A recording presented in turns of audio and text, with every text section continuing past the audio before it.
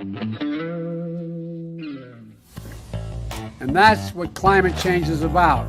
It is literally, not figuratively, a clear and present danger. We are in the beginning of a mass extinction. The ability of CO2 to do the heavy work of creating a climate catastrophe is almost nil at this point. The price of oil has been artificially elevated to the point of insanity. That's not how you power a modern industrial system. The ultimate goal of this renewable energy, plan is to reach the exact same point that we're at now. You know who's tried that? Germany. 7 straight days of no wind for Germany.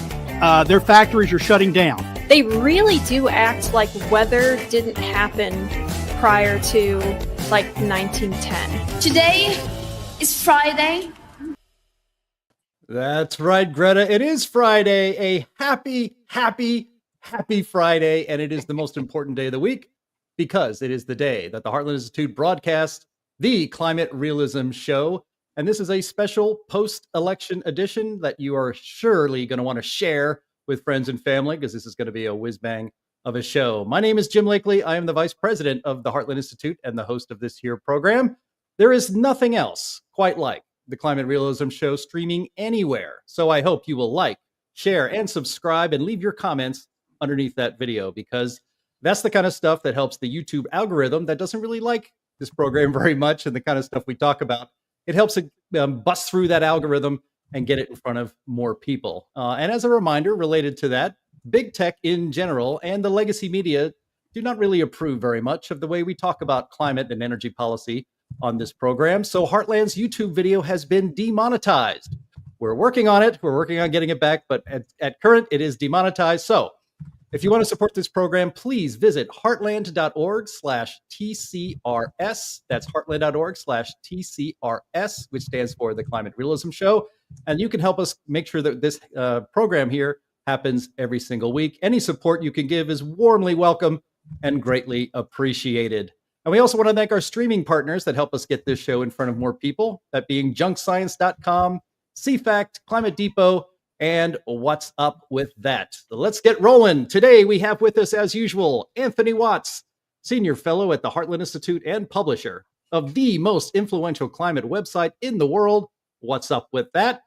H. Sterling Burnett, he is the director of the Arthur B. Robinson Center on Climate and Environmental Policy at the Heartland Institute, and Linnea Lueken, Research Fellow for Energy Environment Policy at Heartland. And we are so happy to bring in a special guest, the Carbon King himself, Jason Isaac. He's the CEO of the American Energy Institute, a former state legislator from Texas, and a good friend of us personally and of the Heartland Institute. Welcome, everyone, on this very, very happy Friday. It's great to be on. Great Friday. Good to be back. Jason, explain your outfit, please. I just thought it was appropriate taking out the trash. The American Energy Institute shared a meme, I think, yesterday of the President-elect Trump walking away from the White House with trash bags with things like Green New Scam, ESG, the EV mandate. I mean, all these things, Paris Accords, all these things that are really garbage. And he's taking out the garbage. So I just thought, it'd be appropriate if I put on the safety vest one more time, like President Trump did maybe about a week ago when he was taking out the trash, literally driving a garbage truck when he flew into Wisconsin. I thought it was absolutely incredible when he did that, and it was just great marketing. When President Biden calls his supporters garbage, and Trump just flips it around. It's a marketing genius. I would like to say my efforts pale in comparison to him because I did a video wearing this and it got a ton of traction. People blasting me for wearing a MAGA hat, for wearing the safety vest, and how dare you do that? You look like an idiot. You can't be taken serious. And one of my responses was, you wouldn't have seen this video if I wasn't wearing a MAGA hat or if I didn't have this safety vest on. And it was just like they didn't even realize that how genius his marketing was that I copied and used to my advantage to convey some facts about the EV mandate. Yeah. Well, I mean, that's what we're going to talk about today. There's there's going to be a lot of different climate and energy policy coming down the pike very, very soon. The kind of things that we've talked about on this show for, what is this number, 134? Many, many episodes of it. So yeah, we're going to get into that. But before we do, and actually it's kind of related, Anthony Watts's favorite feature of this program, and that is the crazy climate news of the week. Hit it, Andy.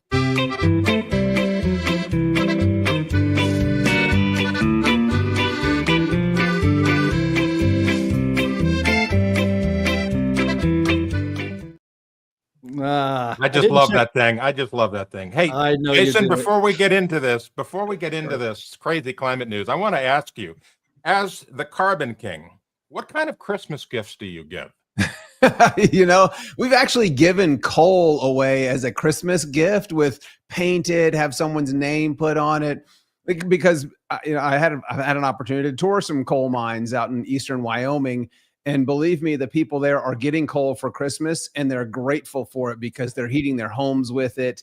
I've written op-eds about getting coal for Christmas because it's, a great, affordable, reliable energy source that people need to stay warm. And but we just try to give as many high carbon gifts as possible, and that's kind of where I got the name, the Carbon King. It was Jamie Raskin, the congressman from Maryland, who referred to me as that when I was testifying in front of a committee, and I introduced myself and I said, "Hi, I'm Jason Isaac, and I live a high carbon lifestyle." Truly, we live in the carbonation. Yeah, and it's like when I said the rest of the world should too, he just like his head about exploded, and he referred to me as the Carbon King, and I was like, that was the only note I took from a 4-hour testimony. I was like, here's some more good marketing that I'm going to use to my advantage. It's now my license plates. I've got it printed on my wallet just to remind people. And my wife even made a great costume for me for last Halloween. We went as the Carbon King and Queen, pump jacks and, derricks and things like that adorned on our outfit. It was funny. You turned the whole Christmas coal thing around. I did, yeah, because there are millions of people around the world that would love to get coal for Christmas, whether it's just coal to put in a wood burning stove in their homes to stay warm, which people still do by the thousands in the United States. People around the world would absolutely love that, especially the Europeans that can't afford electricity, that are freezing to death. They would love it. Yeah, more people deserve to get coal for Christmas, and it'd be great if they could get coal from the United States. Yeah. If you're thinking of high carbon Christmas gifts for me, Jason, I'll send you some suggestions after the show. Some of the airplanes that are being used as taxis. What kind of wine does carbon pair with? Delicious wine. The kind of wine we're going to see in just a couple of minutes. Yeah. That's what's coming. That's right. A good steak. Yes. So thanks for being with us, Jason, the Carbon King, and I hope you enjoy that little graphic I made for you long ago. I thought I'd revive it. I remember that show. That was great. All right, so here we go. So our first item here is Michael Mann melts down over the election. So we see here he went on Twitter and says, "America is a failed democracy. Our media failed us. Our institutions failed us. Our people failed us. Worst of all, we now pose a major threat to the planet." Michael Mann, I have to log in as a different person, not myself, in order to read his tweets because he blocks me and everybody else on this show for sure. But he's taking that well. And then secondly, I have a few more tweets here. Here's another one. Michael Mann, corresponding with another climate alarmist nut job, George Monbiot, journalist, quote unquote journalist from the UK. George says, and I had to do this a lot with these tweets. I had to take the swear words out of them. This is a family show. So here we go. "I've resisted saying this for many years because it doesn't help, but we are so effed. You and me both, George. You and me both," says Professor Michael E. Mann. So again, taking that well. And here's another one. This is from an account called Auto English. And he says, "We have to accept that millions of Americans are misogynistic, climate change denying, racist effing lunatics who don't give a single F about anything apart from the price of gas in their tanks.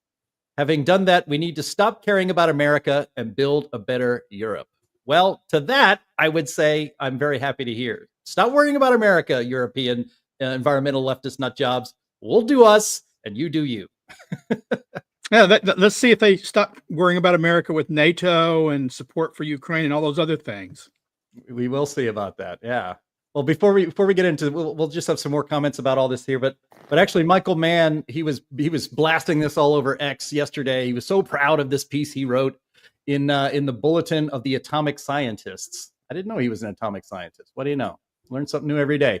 His piece was titled "Welcome to the American Petrostate." I know that makes you happy, Jason. That Yeah. sounds epic. That doesn't sound great. He says, look, the United States is now a failed democratic state. With the re-election of Donald Trump, a candidate who has flaunted his desire for autocracy, aided and abetted by a Republican-controlled Congress that will not constrain him with guardrails, the United States is now poised to become an authoritarian state ruled by plutocrats and fossil fuel interests. It is now, in short, a petrostate. Now, what does this mean for global climate action on the eve of the 29th UN Conference of the Parties, or COP29, to be held next week in Baku, Azerbaijan? And I had forgotten that COP29 is coming up next week. What great timing. This is so great. All right. Anyway, Mann says that, in short, that all the global climate deals are probably now dead. He says, I've long said Too bad. stabilizing warming below catastrophic levels aren't physical or technological. They are entirely political in nature, and political obstacles can be overcome. But what if they can't? Well, then that means you have to crank up the resistance theory to 11, Michael Mann says. And he uses the Lord of the Rings as his analogy, and this is where we'll close with it. We too must choose to do battle against the forces of darkness, fighting back against a malevolent movement that represents fascism, authoritarianism, racism, misogyny, and bigotry.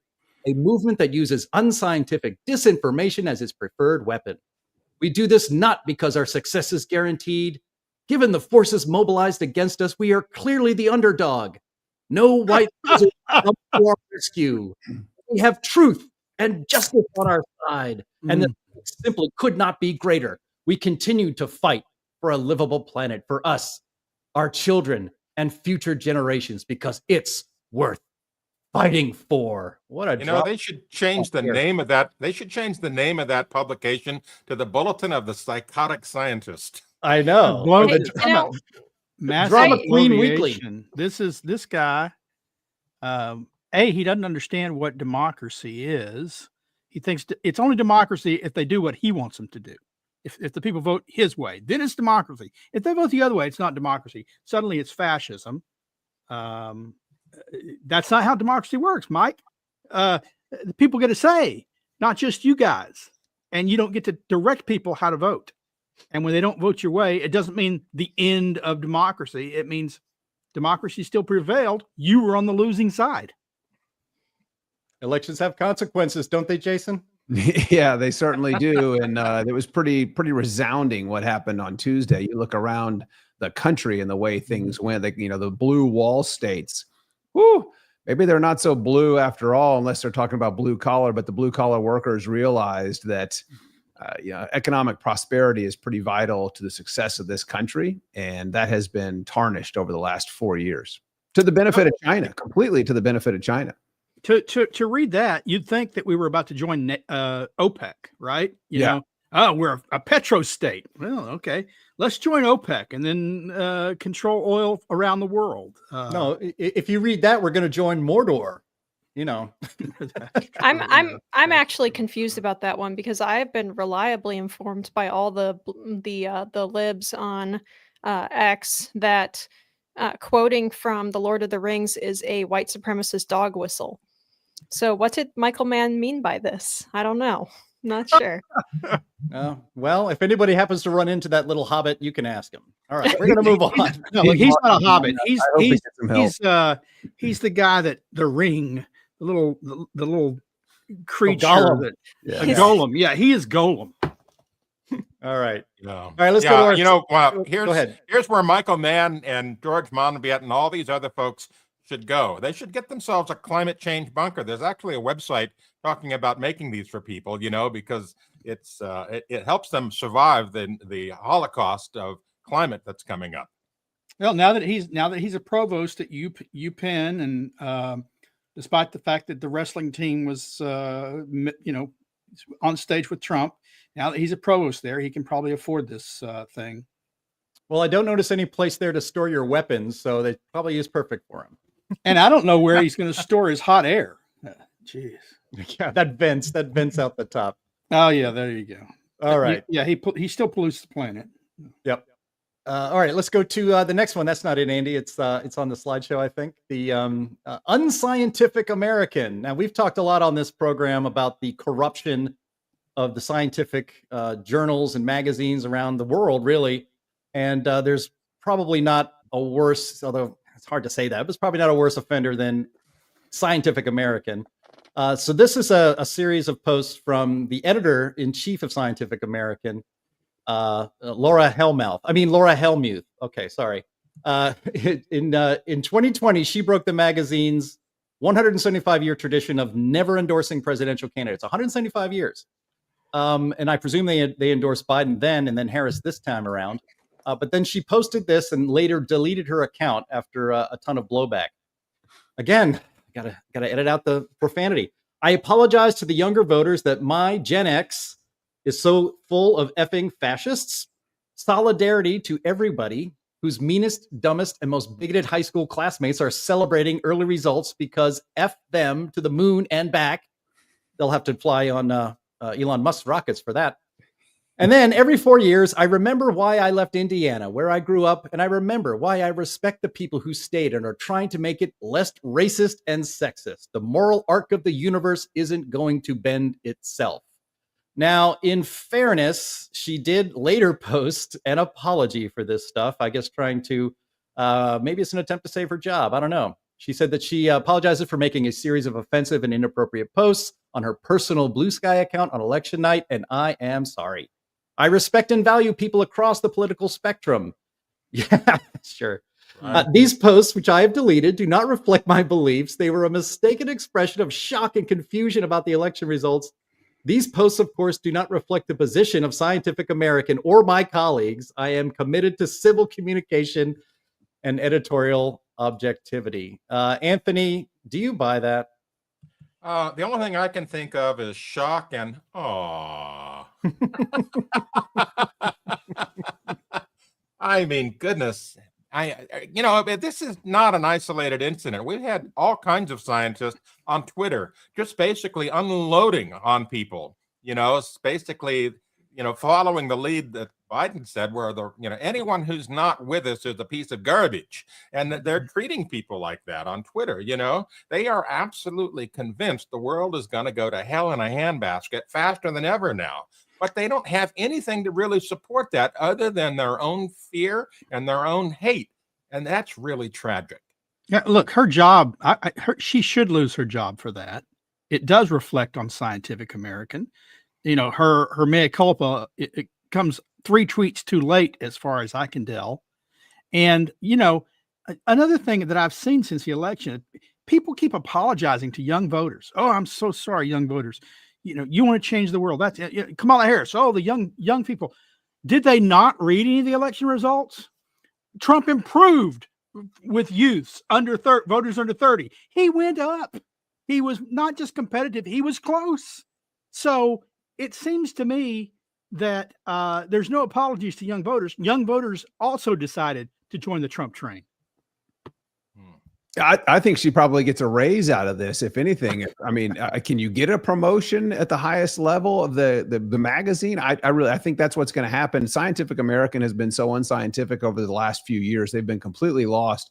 They attacked me and some of the efforts I had to improve public education in Texas by getting some standards changed that would have kids, when they're in science classes, looking at different sources of energy, to do a cost benefit analysis, to actually study energy poverty and how it relates to poverty, because they are directly related, to look at different sources of energy. We're trying to remove the bias against affordable, reliable energy in our public education system in Texas.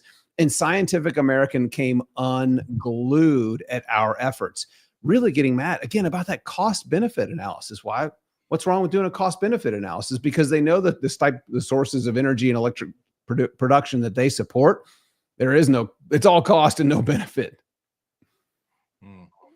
Jason, I've been thinking, a few years ago, I sent Michael Mann a calendar of cartoons by Josh that we put together on What's Up With That. I sent it to his personal home address, And it caused him to freak out because he said it was glossy and professionally produced and blah, blah, blah. And it must have been a product of big oil, and Watts is getting money for this. And then I showed him on his Twitter account, I posted up the receipt where I had the thing printed at Costco, right? You know, when they had the printing center. So I'm thinking this year, you send him some coal and I'll send him a quart of Valvoline. Hey, I love it. It might be a cold winter. This is what I want to challenge the climate alarmists. That really want to, the so-called keep it in the ground movement. You first.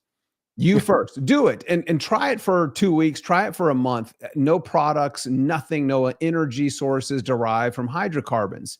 And see if you can survive on wind and solar. And again, no products derived where fossil fuels, hydrocarbons have been utilized. And it's like you won't last 2 weeks. It's funny. I remember meeting Bill Jason. Go ahead, Linnea. They won't last 2 seconds. You can't build wind turbines and solar panels without I know, right? hydrocarbon products. Yeah, you can't even give them that. But I remember the first time I met Bjorn Lomborg and we were talking, he's like, there really needs to be a show that just shows what it's like. And I'm like, Bjorn, it's out there. And he kind of looked at me perplexed. And I'm like, yeah, it's called Naked and Afraid. And he just, I don't think he knew what that show was, but the Americans that I were with in the room just started dying laughing. They're like, that's right. That's so true. That's what it's like. And it's absolutely miserable living that existence. He wouldn't last seconds because how would he tweet his outrage? Exactly. Yeah. No phone, no computer, Yeah. no modern electronics at all, because they all have plastics. They all have wiring. They all have stuff that was made with fossil fuels. It's like getting a lecture from Hunter Biden. The drugs are bad. Yep. Well, speaking of people who wouldn't make it 30 minutes outside alone without modern technology, let's go to our third item in our crazy climate news of the week of people who are now overdosing on copium like you wouldn't believe. We'll start with this young person who made a video just for us and for everybody else. Go ahead and hit that one up, Andy.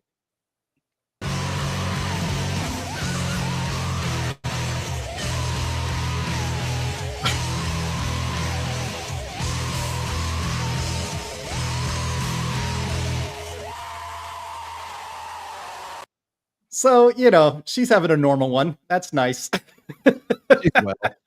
Listening to that music in the background, I'm wishing they would take fossil fuels away from her for use. Yes. And if you're just listening to the show and didn't see it, it said, basically, I hope you all like your lower gas prices. And she was just miserable looking into the camera like a goth chick from the 1990s, which is Gen X time.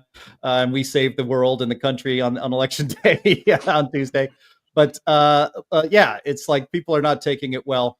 And speaking of that, this is more of a serious video. This is we have another video here. This is from Carla Denyer. She's the co-chair of the Green Party of England and Wales, and she is also pretty despondent.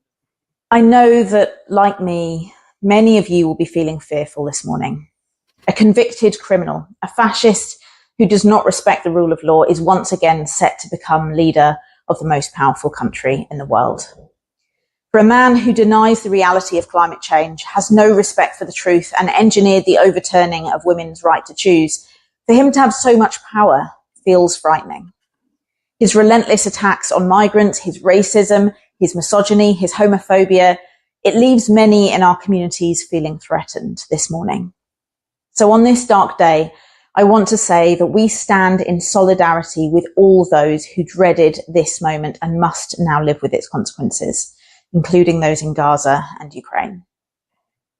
The struggle for truth, peace, and justice goes on. I recommit myself and my party to that struggle this morning. The politics of hatred will not win. Together, we will go forward with a renewed sense of connection with all those around the world who feel shaken by this election result, but determined to continue to defend what matters, to build a safe, just, and inclusive green future. Together, we curse the darkness, yes, but we also light candles to mark our unity and the shared power of radical hope that comes from resistance. Resistance to Trump, resistance to fascism, and resistance to all those who seek to divide us. And those people include a majority of Americans all across the country. Anthony, take it away. Yeah, well, first of all, she says she's going to light candles. What are candles made of? Paraffin. Where does paraffin come from? Oil. Oh, no. Carbon dioxide emitted into the But- air with every flame.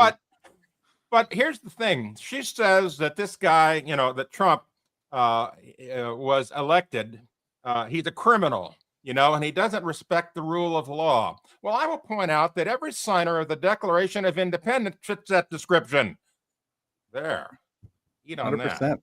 Yeah, we don't need anyone from across the pond. The old colonialist, colonial power telling us how to run our elections or what their results should be. I like the fact that she even threw in Ukraine and Gaza. This is a woman who would be stoned to death in Gaza, as she defended them. So. Yep. Well, let me get to the last bit on this thing, and for which this little segment is titled "A Dark Day." This is a story from our friends at Grist, who just love the Heartland Institute and love Jason Isaac and all of our friends. Trump wins, planet loses.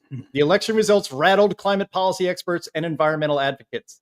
The president-elect has called climate change a hoax, and during his most recent campaign vowed to expand fossil fuel production, roll back environmental regulations, and eliminate federal support for clean energy. He has also said he would scuttle the Inflation Reduction Act, or IRA, which is the largest investment in climate action in U.S. history and a landmark legislative win for the Biden administration. Such steps would add billions and tons of additional greenhouse gases into the atmosphere and hasten the looming impacts of climate change. Quote, "This is a dark day," said Ben Jealous, the executive director of the Sierra Club, in a statement.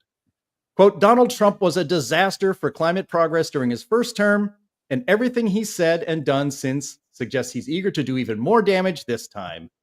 Linnea, how excited are you, since you're wearing a MAGA hat, that what looked like the inevitable march over the green energy cliff looks to have been stopped?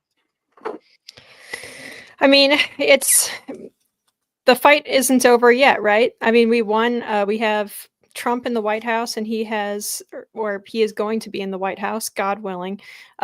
He has promised, and he's been very explicit on the campaign trail, and also during his speech the night that he won, that he is going to prioritize American energy, and that he is going to prioritize stopping some of the green grift, right?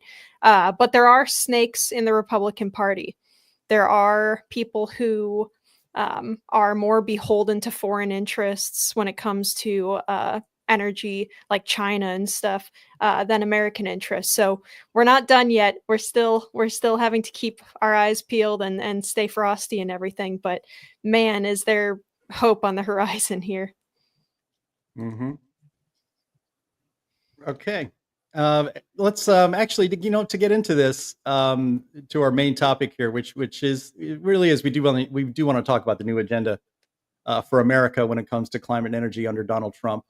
There was I think, underreported speech that Donald Trump gave in April of 2022 to a group in Florida. I have a video clip of this. I found it just yesterday. I actually had Sterling help me track down when this speech was given, because I just kind of saw it randomly on X. And in this, if you have any doubt at all where Donald Trump stands when it comes to climate and energy policy, this excerpt from this speech will put all doubts aside. So, Andy, if you want to go ahead and play that, please. The most urgent tasks, not only for our movement, but for our country, is to decisively defeat the climate hysteria hoax. The ocean is rising, it's coming, it's within 300 years, we're going to gain 1/100th of an inch in the ocean and have a little more beachfront property. It's going to be a terrible thing. No, it's a hoax. The whole thing is it's so crazy. In the meantime, our factories can't perform. They want us to use wind, intermittent wind. Darling, I'd like to watch the president tonight on television. No, you can't. The wind isn't blowing, right? The wind isn't blowing. There's no television tonight, darling. The wind isn't blowing. And by the way, our house went down to about 30% of the value because we're near a windmill that makes a lot of noise, kills all our birds, and ruins the landscape. Other than that, it's a wonderful thing for the environment. These people are crazy. But they're radical climate people, and I don't believe they mean it. They can't mean it because it's too easy. They can't mean it. The radical left's fear-mongering about climate and our future is no longer just scaring American youth. It's destroying America's economy, weakening our society, and eviscerating our middle class. It's really hurting us. And conservative leaders, think tanks, and intellectuals must be fearless in calling out the lunacy of what you're seeing and what you're being led into. The world is not ending. Our future is not dying. We have to defeat the climate hoaxsters once and for all. You know, they said we only had 12 years to live. That was 4 years ago, remember? They said our country has 12 years.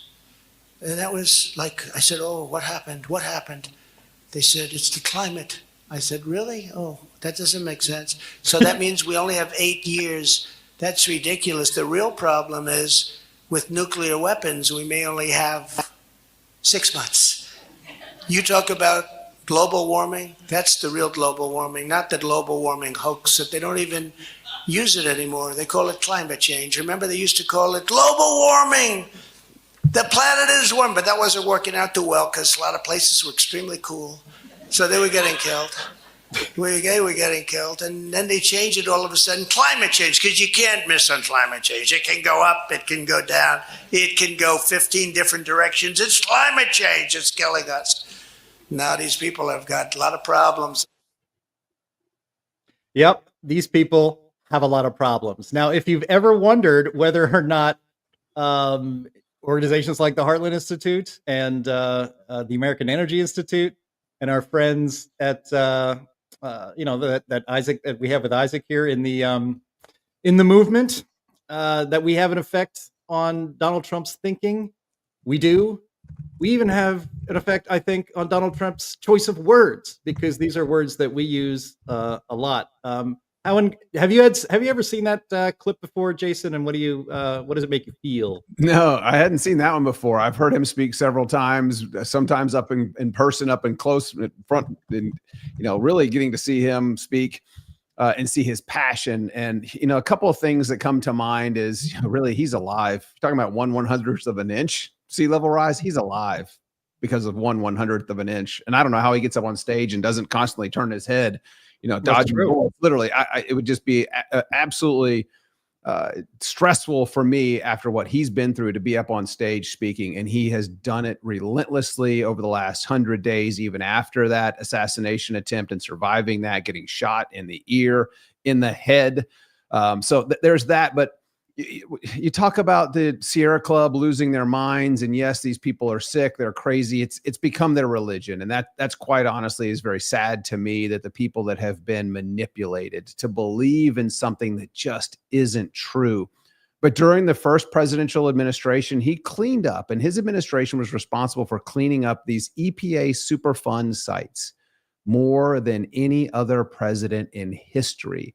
I think that's environmental leadership. We became world leaders in clean air, having reduced pollution nearly 80% over the last 5 decades. Energy costs went down. I think that's good for the environment. That's good for mankind. We're number one when it comes to access to clean and safe drinking water. And so he's right. And the people that are upset and talking about a dark day, the only dark day that's happening is because people can't afford their electricity. And these are some numbers and statistics I like to share with policymakers over the last 4 years. Between 2021 and 2022, there was 5 million people lost their access to a primary utility, whether it be electricity or natural gas.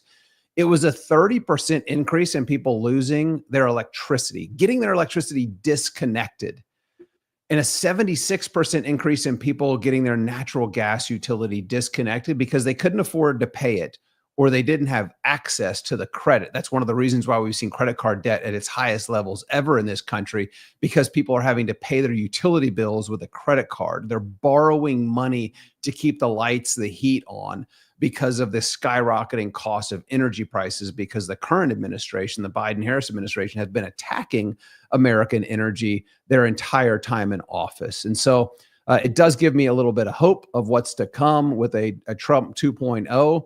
I think it's going to be much more efficient. We're going to see some progress much faster. And I do think we're going to get back to the environmental leadership and economic prosperity of the prior Trump administration. Yeah. Go ahead, Sterling. Well, you wonder what the biggest nightmare. I think you talked about the biggest challenges facing the climate alarmist. And a lot of people right now, I think, would say that Trump's election was that biggest thing. But the truth is, we were discussing a chart earlier that showed it didn't matter what presidency. The biggest challenge they face is CO2 is going up regardless of who's president, regardless of who's the prime minister of England, regardless of who's the prime minister of Germany, whatever's going on in Ukraine and Russia. It doesn't matter. CO2 is increasing. Why? Because the world is using more fossil fuels than ever. India will not be denied access to reliable energy. Neither will China. Neither will other countries. If we turned out the lights here in America today, literally turned them out, it would not stop the rise of CO2. That's reality. And that's the problem that environmentalists really face. Their biggest catastrophe is reality, which they refuse to face. They always say, follow the science. We'll follow it. Yeah, I love it. And I've got some stuff posted at American Energy Institute. That I think six fake facts people still believe about climate, where there were some Norwegian scientists who came out and said that man's contribution to greenhouse gas emissions over the last 200 years have had no impact on temperature increases. There's other studies that show that the planet is warming and CO2 emissions are rising, but the planet's warming and the CO2 emissions are rising because of that warming. It's not causing the warming. I've seen recently that man's contributions to greenhouse gas emissions, the atmosphere, is now 4%. That's a decrease from 5%. So that it's just naturally occurring that, and the fact that people latch on to this net zero, decarbonization, CO2 movement is really the religion. I call it the climate cult Kool-Aid, this decarbonization. The result's the same. It's death. You get rid of CO2 in the atmosphere, we're gone. And when Apple put out a commercial with Lisa Jackson saying, our aim is to permanently remove carbon from the atmosphere. That's her quote in an Apple commercial. I'm a huge fan of their products. You do that, we're all dead. It's a trace gas in the atmosphere. It's 0.04%. I'm preaching to people that know this, but hopefully some of the listeners and watchers are getting some talking points and some science and some facts and math based on reality. What concerns me is when the leftist movement, when they realize that water vapor is 6 times more prevalent in the atmosphere and it's much more of a warming gas, when they want to start going net zero H2O, then I'm going to be a little concerned. I don't want to give any politicians any ideas for subsidies to throw around for someone that has a industrial scale dehumidifier, because that's the last thing we need.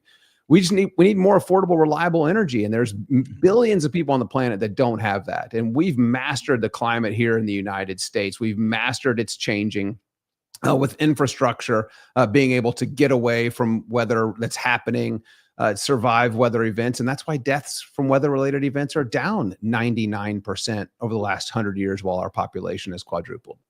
Yeah, if they got rid of the carbon in the atmosphere, it wouldn't have a big impact on temperature. But because it would kill all the plants on the planet, it would kill all the humans and all the animals. Look, life ends without carbon.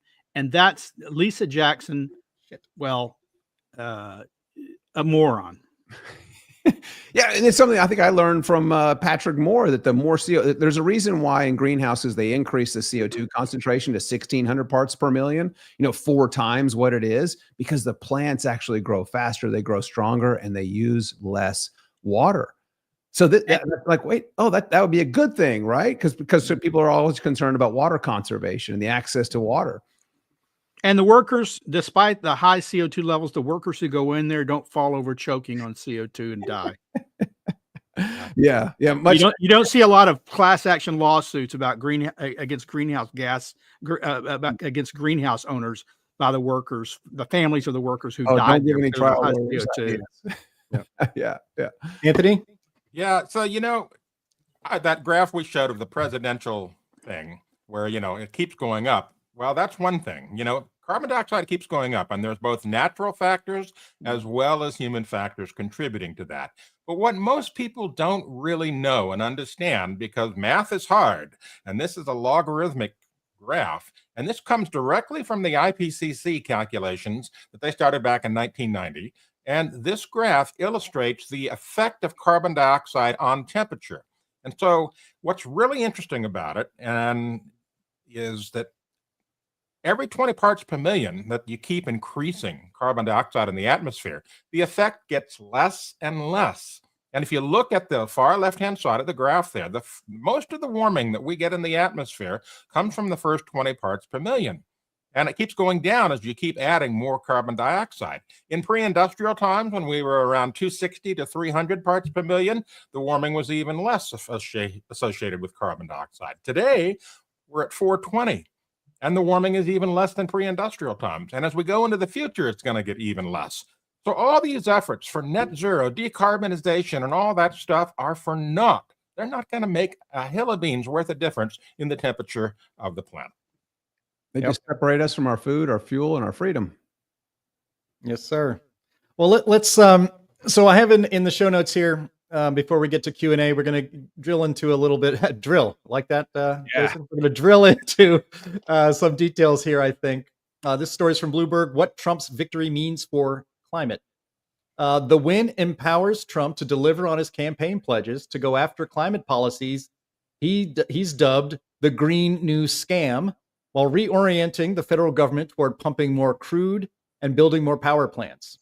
Though some efforts would face long odds on Capitol Hill, where many of Trump's fellow Republicans would oppose a wholesale repeal of the Inflation Reduction Act's energy and manufacturing tax credits, we'll see about that.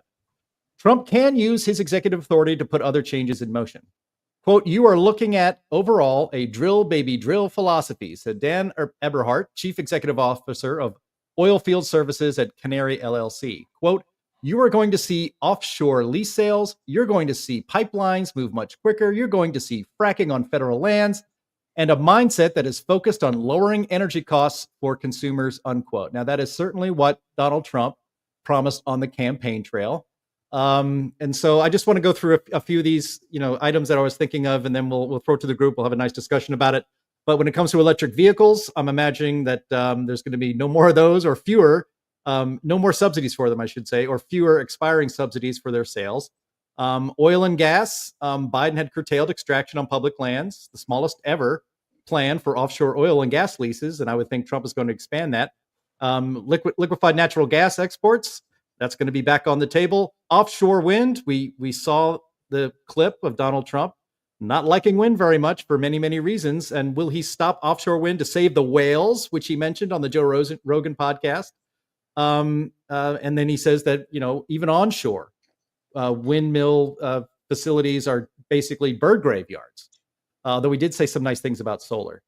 Clean energy tax credits, who knows? I imagine those are not going to be done anymore. I didn't even know this, guys, but there's a clean tech green bank at the Department of Energy.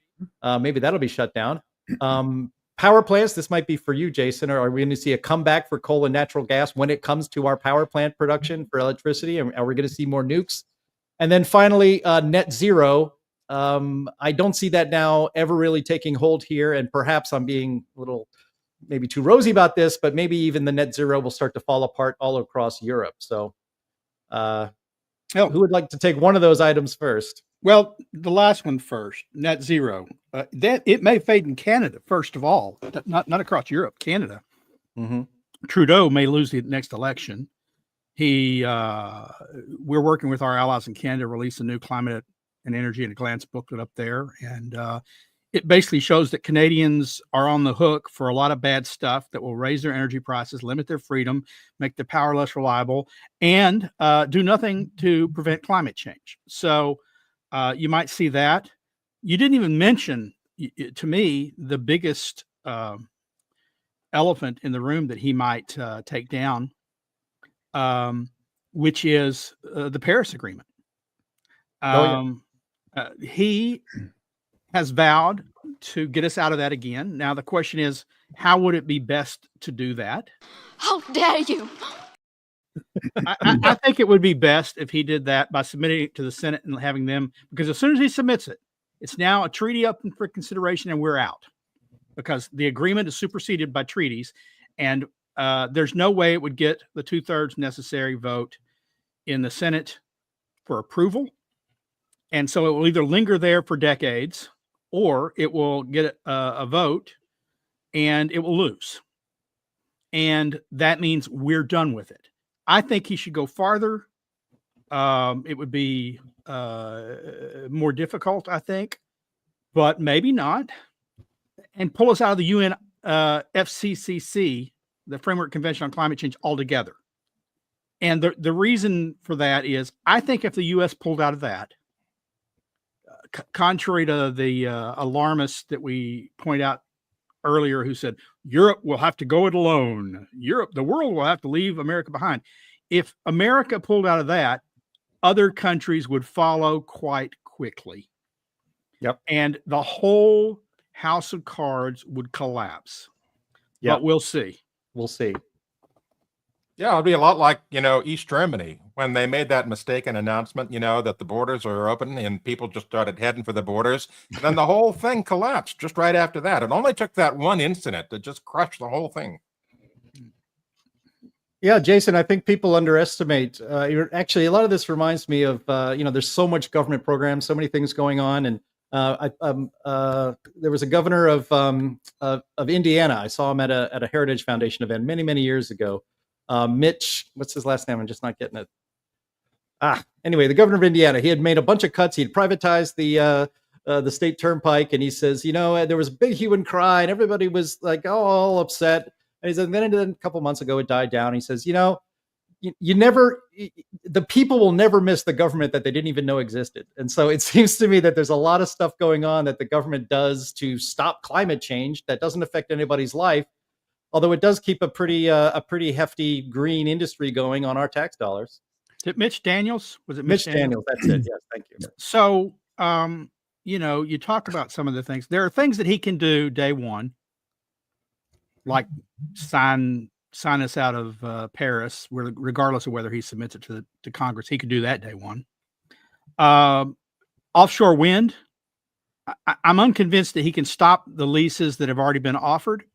He can say that you have to do new, we've decided that you have to do new environmental impact statements, but he can certainly end lease sales. But there are some things he can do. For instance, Biden broke the law. Heaven forbid someone saying Biden didn't follow the law. Biden broke the law. We are supposed to offer lease sales every few months. That's in the law. He's offered the fewest lease sales ever. Trump, all he has to do is say, go back to following the law as written. Biden broke the law on ANWR. Congress passed a law which was signed, opening portions of ANWR for oil and gas exploration and production. Biden violated that, canceled the leases, said we're not doing that. He broke the law. So all Trump has to do is say, we're going to follow the law here. And so we're moving forward with that. Yeah, I do think we have some great opportunities really on day one to get out of the Paris Agreement. I think that's going to happen. And there was a group of us, I spent some time in the West Wing of the White House last term, 2019, before COVID lockdowns, and advising that that's what should be done. Send it to the Senate. Let's get it rejected. Let's get it completely done. And we were actually, there was a small group of us that were advocating for what we called a Pittsburgh Accord. Paris is just focused on decarbonization, which does nothing to mitigate a changing climate, just makes everything more expensive. It's about control. But one thing that would be great to see is, some other countries like China and India actually improve their air quality. And I've testified in front of Congress. I think I testified in front of the Congress on the Green Bank in the U.S. Senate when I said, of all the technology the Chinese steal from us, it would be nice if they would utilize our pollution control technology. They don't. We're world leaders in clean air. It actually costs more money. Surprise, surprise. That's why China doesn't do it. But actually, their pollution, and I think this came up in Rogan, that their pollution makes its way over to the United States and impacts our air quality. So if you really want to improve air quality in California, it would be to get China to work on air quality improvements. That would be an amazing step. It's probably not going to happen, but that would be great if we could focus on that and really call the bluff of our trading partners to meet air quality standards that improve human health. They're way too strict here in the United States. We're beyond anything that improves human health, so far beyond that it's really increasing costs and still driving manufacturing out of our country. You look at the cost of electricity. I think Duke Energy came out and said that if some of the regulations are rolled back, they will stop early retirement of coal-fired power plants. Exactly. That would be a huge step in the right direction to do that.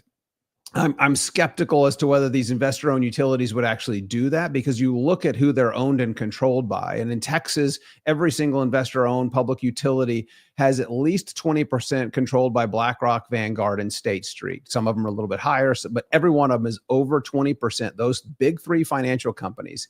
Now, Vanguard pulled out, but at one point in time, BlackRock, Vanguard, and State Street were all part of these UN global climate groups, the NZAMI, Net Zero Asset Managers Initiative, GFANS, the Glasgow Financial Alliance for Net Zero, Climate Action 100 Plus.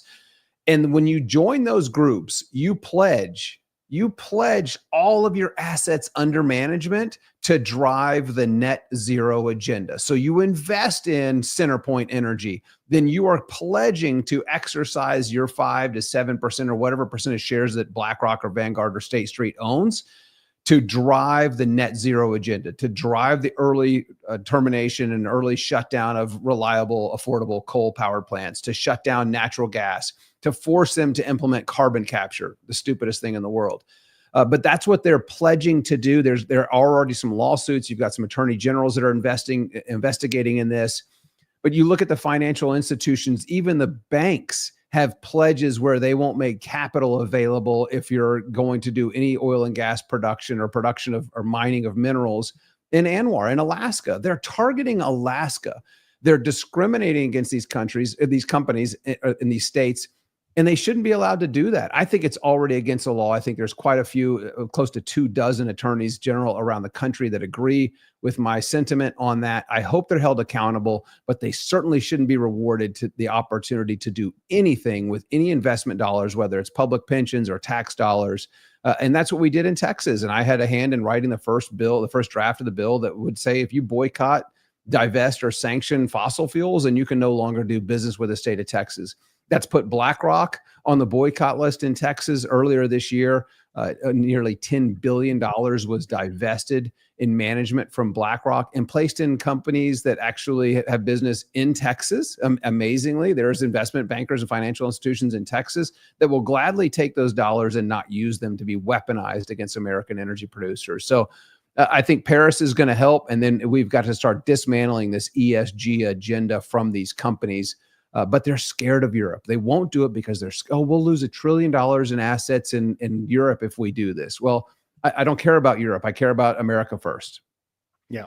And if we pull out, right? If we pull out, I have a feeling it'll start to collapse in Europe.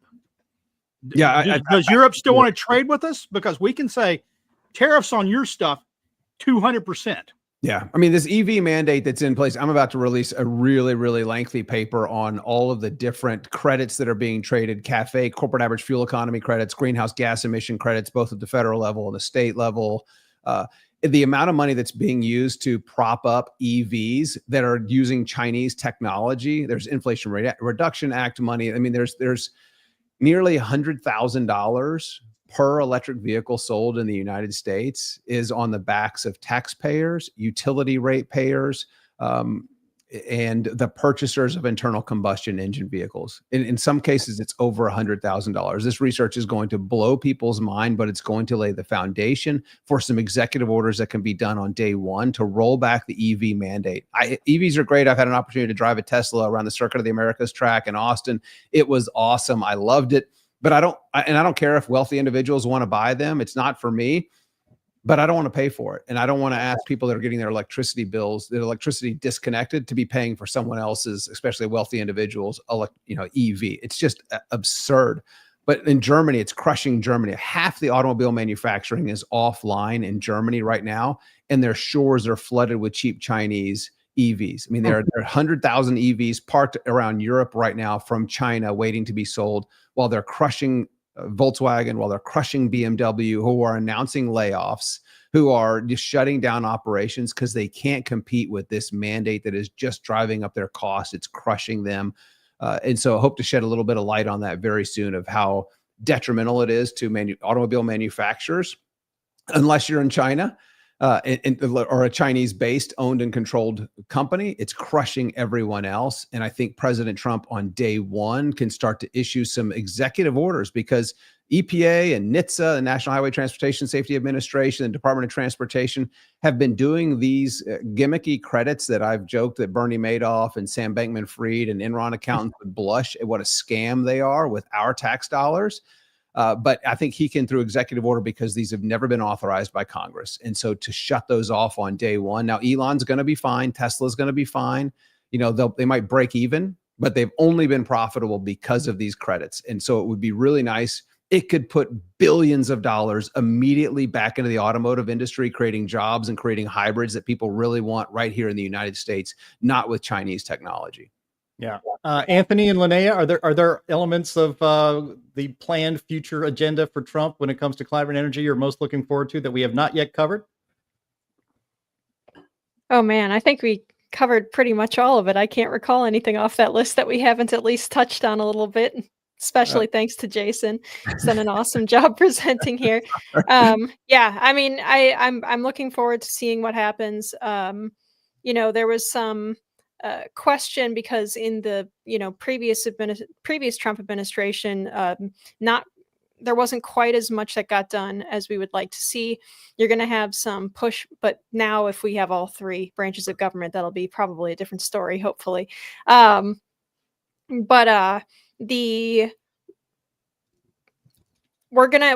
think it's gonna end up being a fight between the kind of America First side of the energy issue and the globalist and like big multinational corporate chamber of commerce type people.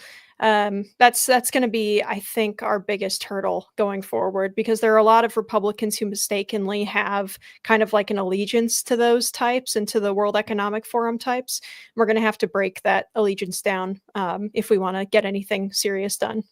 Yeah, well, I think there's been a vibe change, as they say, in Washington, and I think that kind of stuff is going to go by the wayside. And real quick, before we get to the Q&A, I wanted to bring up a story that Anthony shared with me, I think just yesterday, that this election was so devastating for the environmental left that even in Berkeley, California, they defeated. They had a climate measure that suffered a crushing defeat. They rejected a measure on Tuesday evening that would have imposed a new tax on hundreds of buildings that have existing natural gas hookups in an effort to fight climate change and reduce emissions. This is example number 1,230 of how, when the left's own lives are actually on the line, they are not as green as they say they are, because they want to have things like a gas stove too. And they want to have cars, and they want to go on vacations. And so the hypocrisy, when it finally hits them in the face, is pretty fun to watch. All right. We're going to go to Q&A right now. I know we got a lot of questions in the chat, and I appreciate everybody who's here live. So Linnea, you are up. And I'm going to apologize ahead of time if we're not able to get to all of these questions. We do have a lot of them. So I'm going to try to find one for Jason. I'll speak quick this time. No, you're good. Let's see. Okay, this we kind of already covered, but let's pull it up again. Is it already too late to stop the offshore wind farms from being planned for Mid-Atlantic? No, I don't think so. I think there's some state efforts that could be done. In Texas, the legislature passed a cost benefit analysis requirement. I don't think we'll see offshore wind being built in Texas anytime in the next couple of decades, because our Public Utility Commission has to choose the least cost method to produce electricity first and foremost. And I say, fortunately or unfortunately, onshore wind is much cheaper than offshore wind. So we need to get these reliability standards passed in other states. Study cost benefit analysis. Imagine that. What Utah has done, that if they're going to decommission any reliable, affordable sources of electric generation, nuclear, gas, coal, then they have to replace it with an equal megawatt. None of this like what American Electric Power, AEP, is doing, where they're decommissioning coal and replacing it with wind. They're replacing something that works with something that doesn't, all to appease the climate alarmist and really to virtue signal. And so I think there's some opportunities at the state level and at the federal level. If we're successful, and this was on J.D. Vance's Joe Rogan interview, talking about the subsidies for wind and solar, it's astronomical how much they receive compared to other sources of electric generation. If we can get rid of the production tax credit, I think coastal wind is dead. The only people that you'll have doing it is those that are like Apple, that are paying billions of dollars just to virtue signal that they're doing it. I think it's worse than that, Jason. It's not just offshore wind that will be dead. If they end the production tax credit, we have experience with that in repeated end of year budget battles over the tax credit. Every time the tax credit lapses, even if it's just for a couple of months until they get a new omnibus bill passed that puts it back in, production stops. Construction of new wind stops.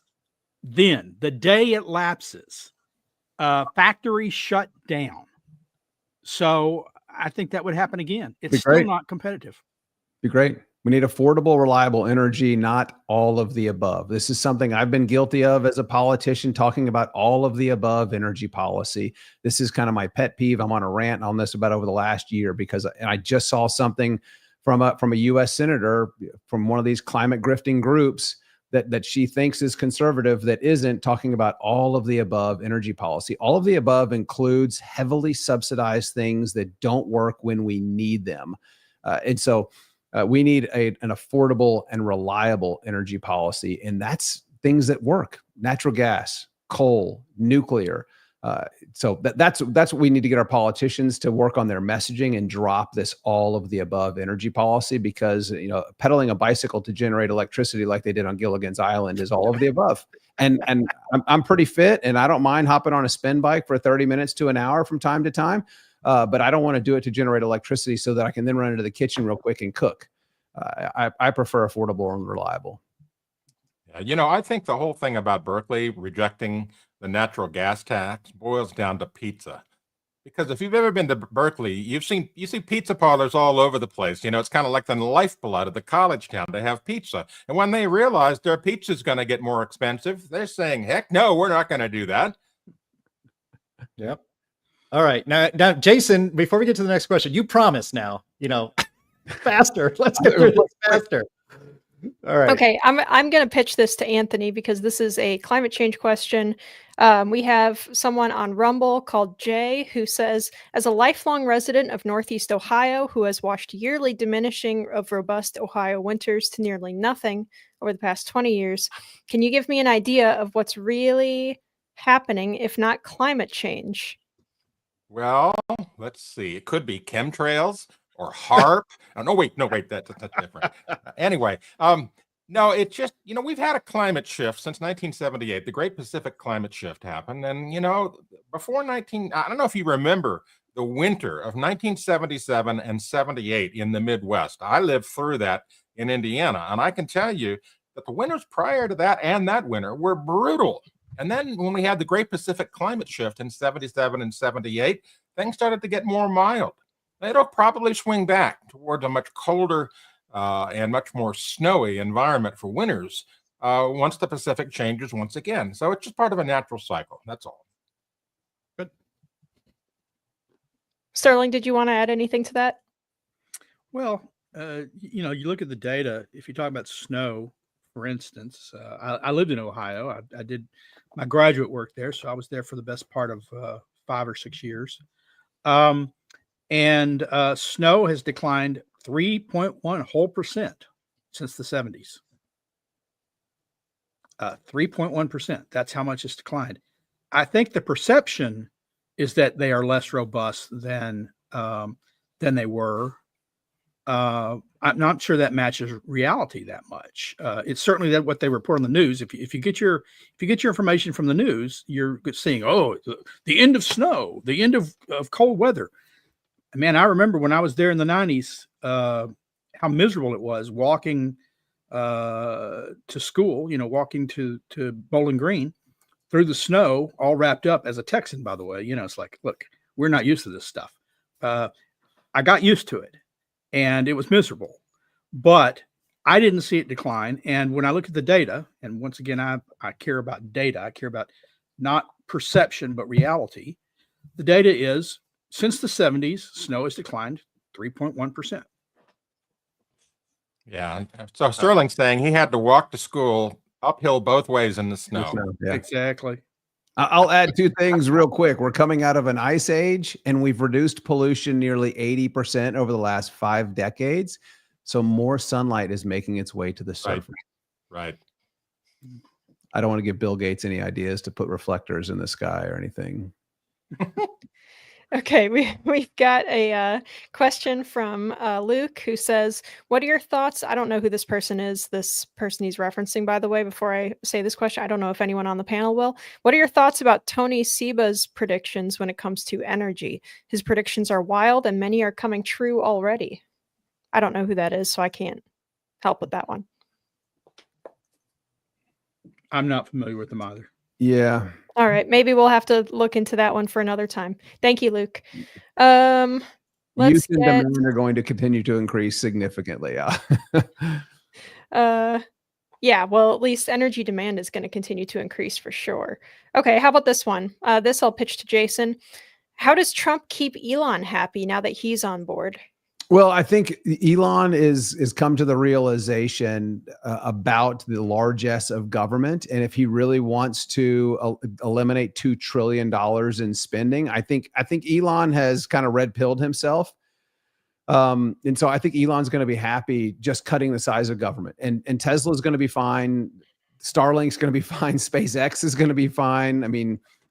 So I think Elon's been fine over the last 2 days. I think he's added $15 billion to his net worth because of stock increases. So the Tesla in particular, and I think this is probably what the question's asking about. If we get rid of the EV mandates, how does Tesla continue to do? I think the other automobile manufacturers get out of the EV business if they're no longer being forced to by the government. They're going to keep some niche products. I mean, Bentley just announced yesterday they're pushing back their goals to be 100% electric to 2035.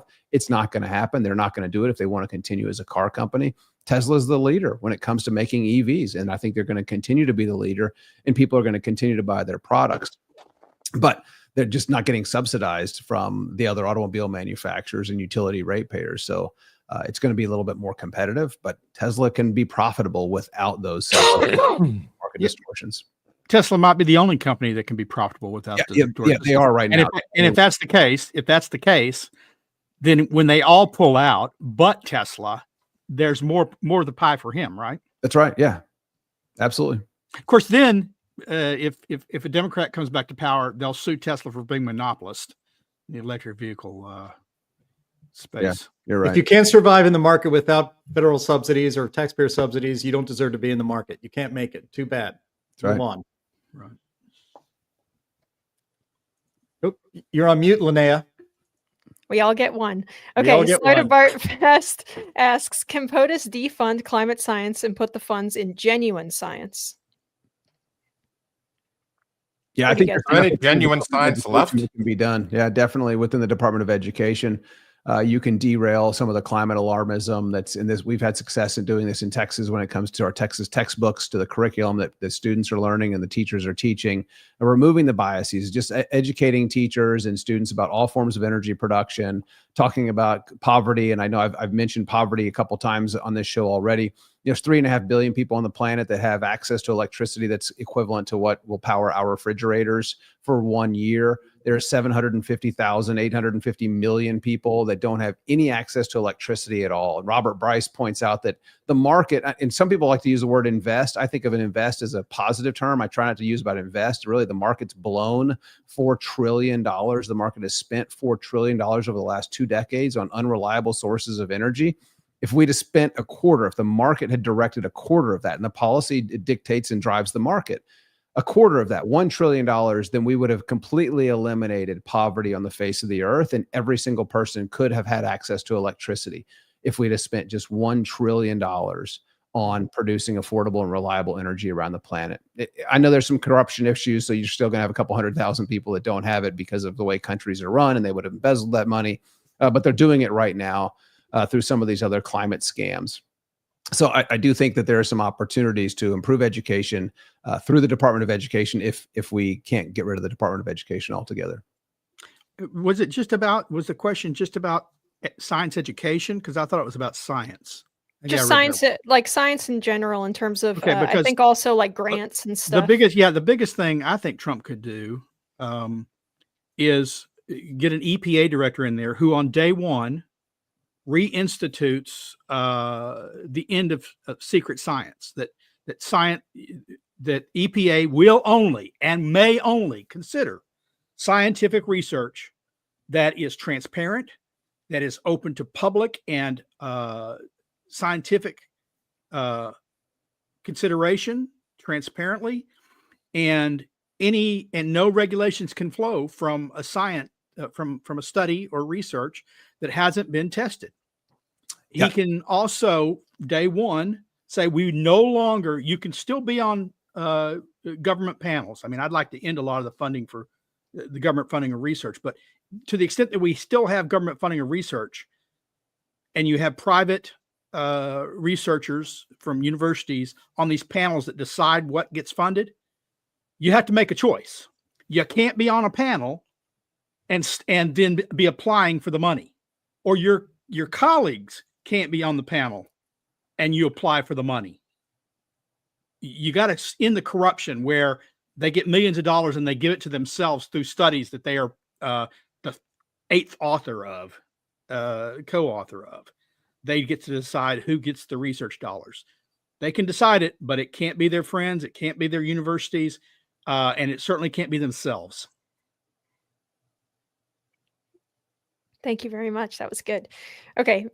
We just got a question that popped up that I think is a pretty good one, especially when it comes to how our new government will work. And that is, can the recent SCOTUS Chevron decision be used against EPA saying CO2 is a pollutant? Yes. Okay. Yeah. Easy. That's the hope. Yep. Yeah. Holy moly. One word answer from Jason. So transformative. Okay, here's another one that might be a quick answer, a little bit off topic, but I stopped, David Voigt says, I stopped my subscription to the Weather Channel on my phone. Are there any other weather apps available that are not part of the Alarmism crew?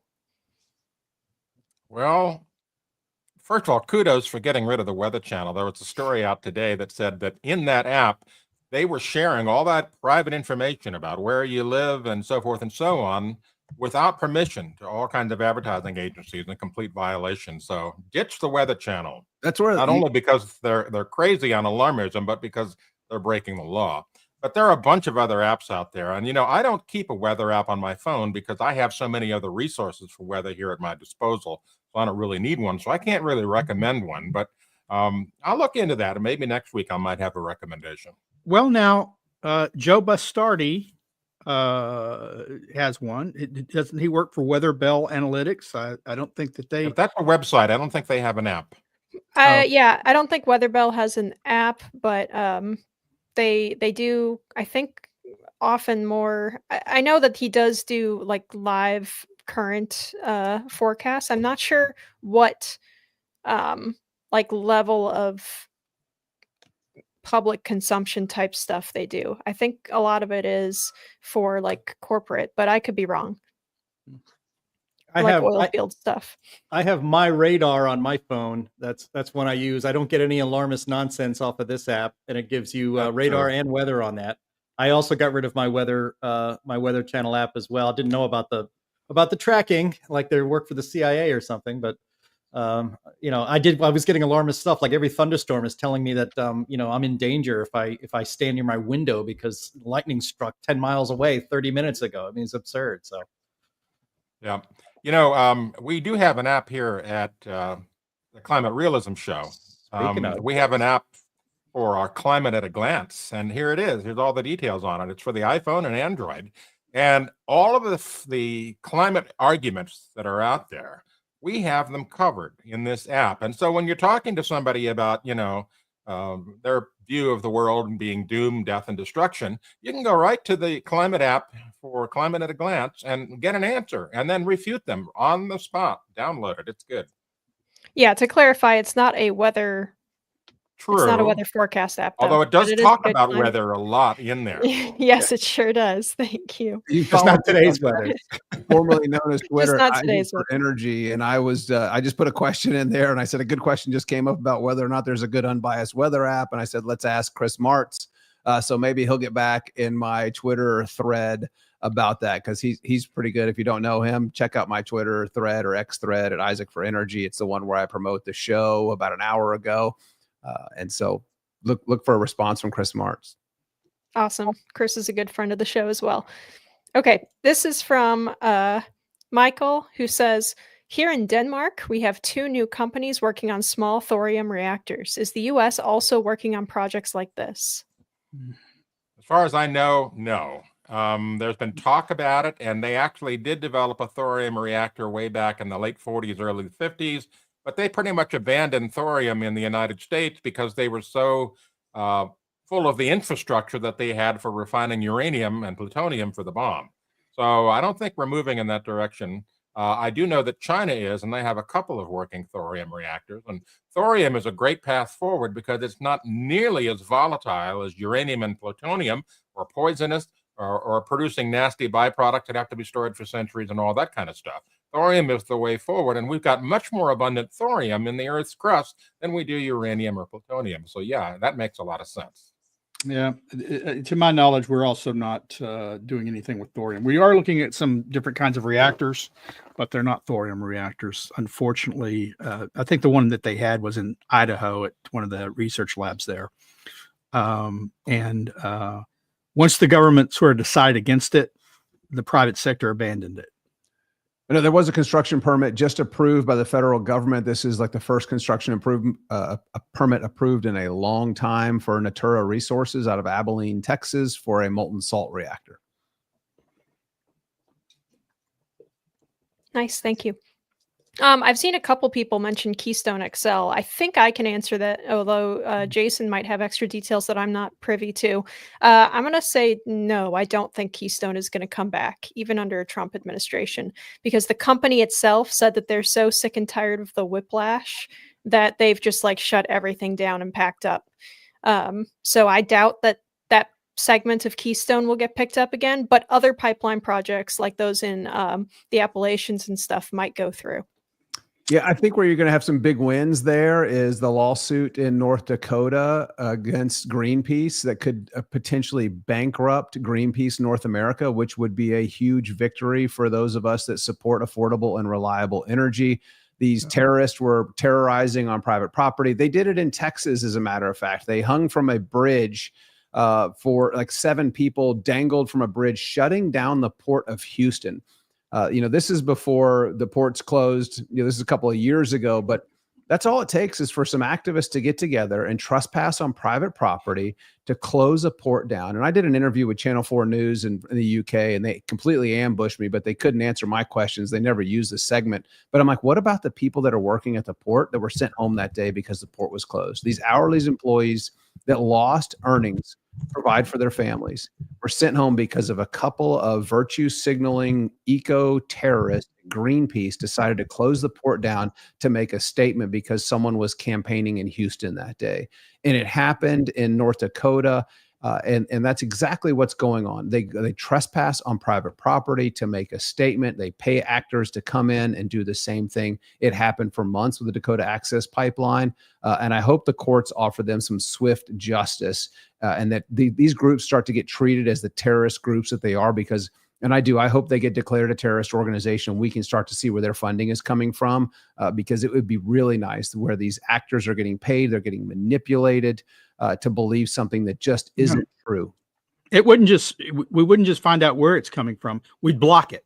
If they're a terrorist group, you can't send money to them anymore. That's right. In the US, yeah. Right? Yeah. That'd be a wonderful thing. We suddenly say, sorry, no more money for you and no more tax write-off for you if you want to give them money. Yeah, and you see the heartbreaking groups of these, typically it's old, wealthy white people that have too much time on their hands and nothing better to do, that they're elites. They think they know what's best for everyone else. And they make these statements like, can't we all just agree? I mean, that's like such an elitist thing to say, but they block highways in Washington, D.C. And you see these videos that pull on your heartstrings, where it's someone that's on parole that's trying to get to see their parole officer, their probation officer, so they don't go back to jail, and they won't clear the highway for them. It's people that are going to work at an hourly job, and if they're late, they're going to lose their job, and they won't get out of the way for them. They're just crushing the least among us by these protests, by not only driving up a cost of energy, but stopping economic activity and these people from getting to work. And I hope they are held accountable. Chris just popped into the chat and he says, regarding that weather question, Isaac asked me on X about an unbiased weather app. As far as those go, most aren't really biased, but they are terrible sources for weather information.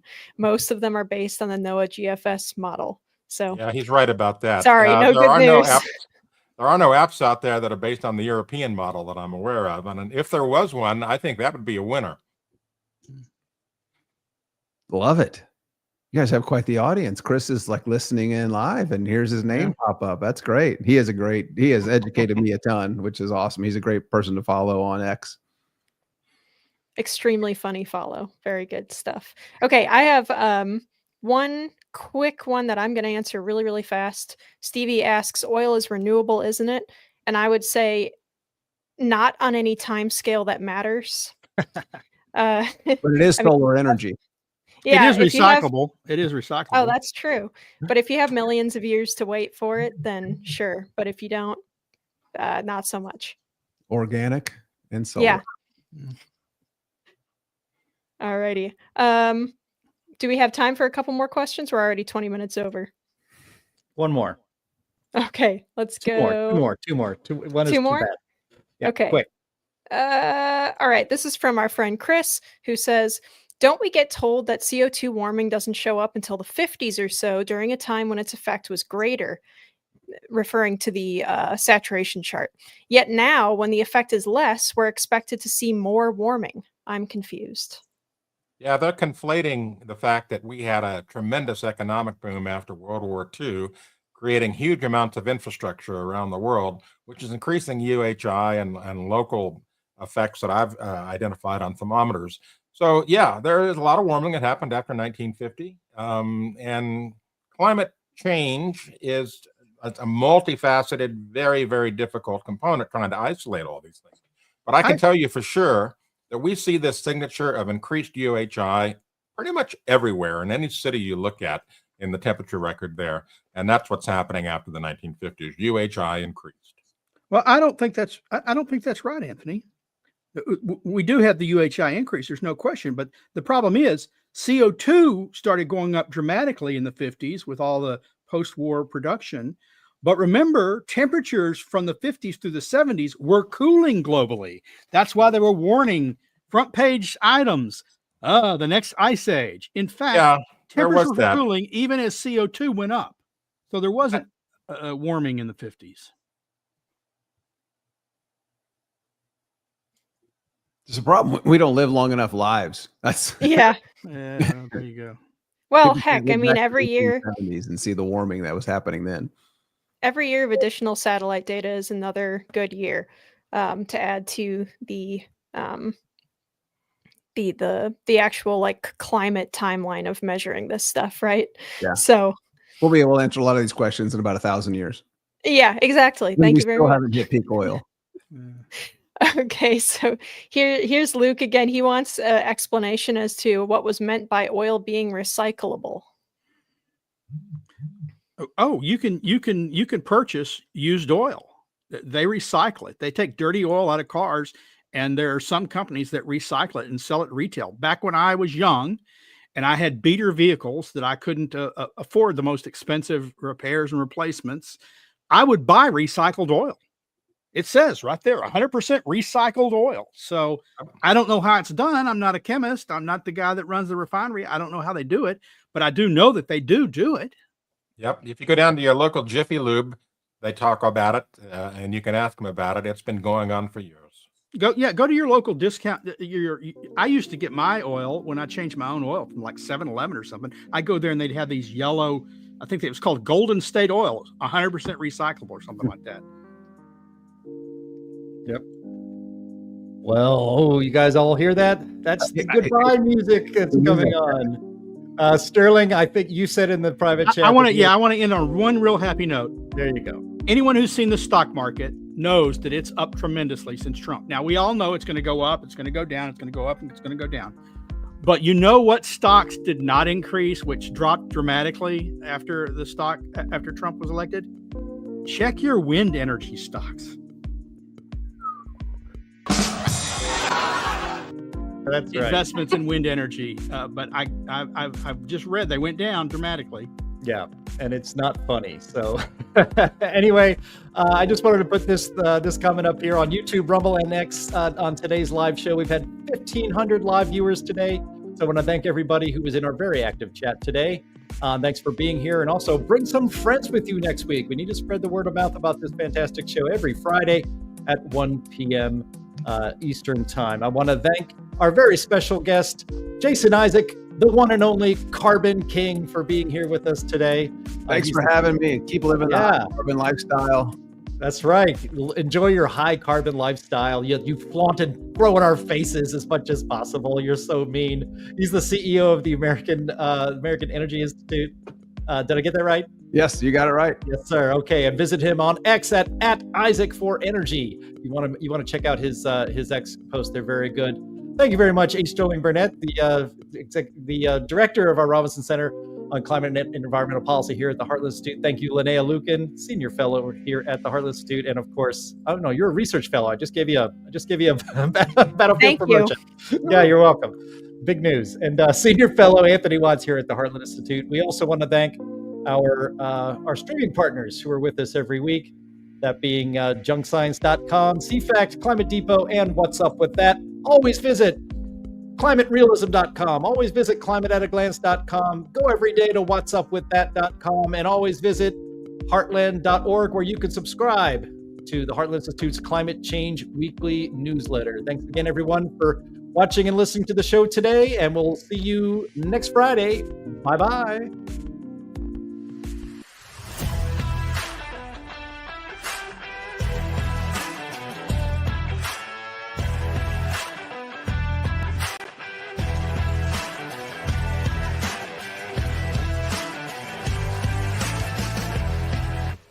He's a lion, dog-faced pony soldier.